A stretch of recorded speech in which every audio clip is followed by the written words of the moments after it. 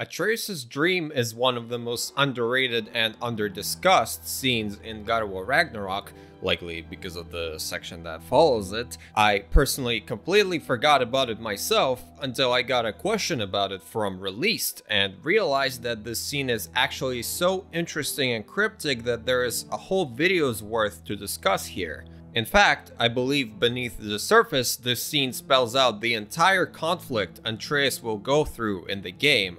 So here's this video. Thanks, Released. Welcome to another page of the Midgard Chronicle in which I explain what this place is, who controls it, and what they're trying to tell Loki.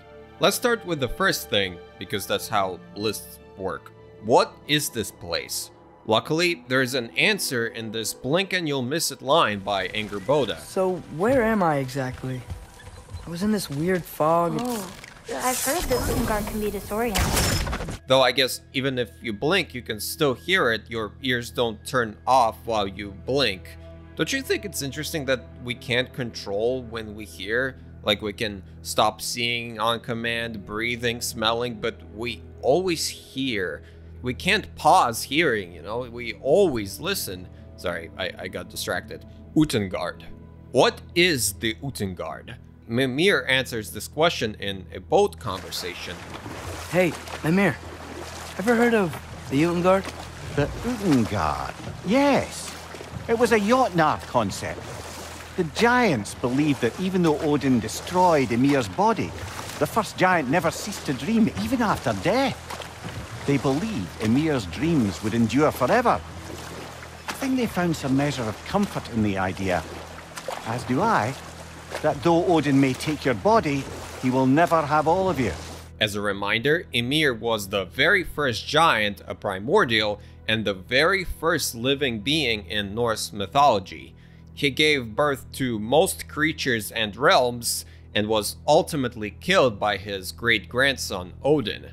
But, as Mimir suggests, his mind or his dreams live on, and it seems that other giants like Loki can access it so the first giant can show them weird cryptic messages, I guess. Let's gather what we know so far.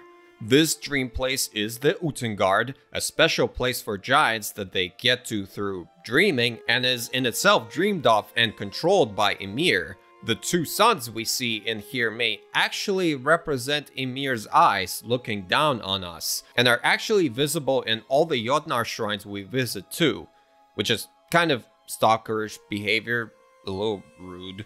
So let's actually finally get to the scene itself and not beat around the bush. Why is Ymir showing Atreus this? Why is he reminding him of the whatever phase? Why is the mask there? I believe on top of reminding Loki of this dark part of his life, the whatever phase Atreus is actually an allegory for something else, something deeper, another layer. In short, the whatever phase Loki is Odin. The behaviors Atreus exhibited at that point is very similar to Odin's character and behavior, and Ymir is trying to warn the champion of the Jotnar of the Allfather's true nature through Atreus' own history, since he knows better than most what Odin is really like. Because, you know, Odin killed him. Suddenly, the cryptic, confusing imagery falls into place, so let's go through it. First, we of course have the mask, Odin's obsession, an obsession with understanding his divine power and godly purpose. I made a whole video about this obsession and the rift. I think it ties pretty well with this.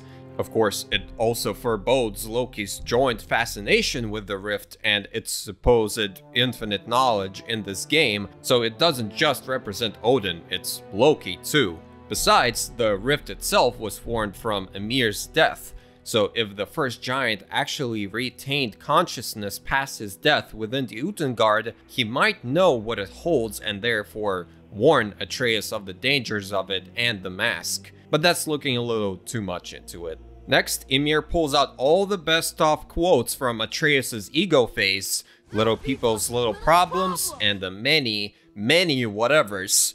It's a fun little meta moment from the writers as it lets the players know that Atreus hated that part as much as they did when they played 2018. But continuing the trend, On top of reminding Loki not to be a dick like that again, this attitude directly reflects Odin's, his obsession with his divinity and his disregard for anyone's feelings. Atreus disregarded and hurt Sindri's feelings, claiming the problems of mortals should not concern gods, and this is the behavior Odin exhibits. Odin pretends to care by sheltering Midgardians and so on, but of course it's a facade. Little people's little problems don't concern Odin, and his general casual disregard for anything or anyone except his own interest can be summed in one word: whatever. This next Atreus I honestly don't know how to interpret, both in terms of Odin or in terms of Atreus. This could represent Odin's willingness to do anything for knowledge, even hang himself. It's really a stretch, so it most likely is just a setup for Ymir's next point, his main and cruelest point: Atreus' darkest deed, the killing of Modi. But to really nail the point home, he puts Atreus not as a spectator or in place of himself, but in place of his victim, just to, to really hammer down the fact that what Loki did in this moment is really, really fucked up. Really make Atreus feel the worst possible guilt and potentially even pain. This looks like real blood, that's kind of crazy. Just to make sure that Atreus doesn't think for a second ever again that what he did was okay. But of course, on top of that very subtle reminder, thanks Ymir, this also reflects Ymir's point about Odin's scariest trait, his disregard for anyone's life. I touched on this in detail in the other video, but I'll reiterate here because you didn't come here waiting many minutes into this video just to be told to watch some other video, damn it. One of the most terrifying things about Odin is how he has absolutely no value of anyone's life. The Midgardians I mentioned before were just human shields. He didn't care about the death of his grandsons, or Balder, not really, or, Ymir, or Groa, or countless others along the way. As soon as someone's usefulness has expired, or as soon as they become a potential threat, Odin would dispose of them without thought. Atreus murdered a harmless Modi in cold blood and followed up with, "Nobody cared about him anyways. What's the difference?" Obsessed with his power, with his superiority as a god, and scariest of all, was not moved at all by killing an innocent. In this moment, Atreus became as terrifying and dangerous as Odin, and there is one more kill that just makes the connection all the more clear.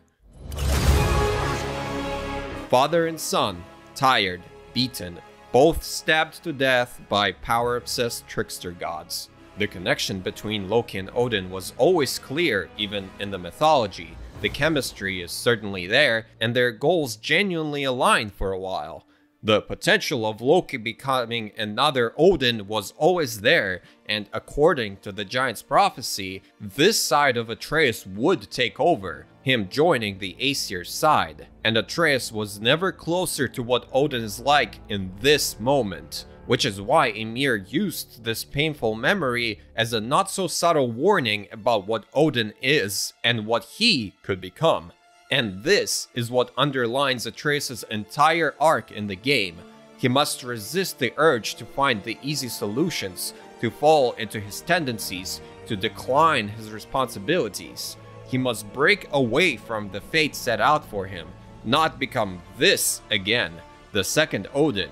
Open his heart to other suffering instead of ignoring it, to accept his responsibilities and refuse infinite knowledge and power that is sure to take a heavy price. Yes, this is still the dream scene video. I think this scene is just really cool. It's extremely confusing and cryptic on a first playthrough, and the game never really explains what happens in it or what it means outright. But coming back, using the context of the rest of the game and the subtle clues towards the origins of this place, this sequence acquires a whole new meaning, using a very simple but effective use of the whatever phase Atreus' allegory. Or maybe I'm completely wrong and this isn't what it meant at all, but that's how I see it. Let me know if you have other interpretations. You can now watch that other Rift video I wouldn't shut up about if you like. Thank you for watching this, and see you next time.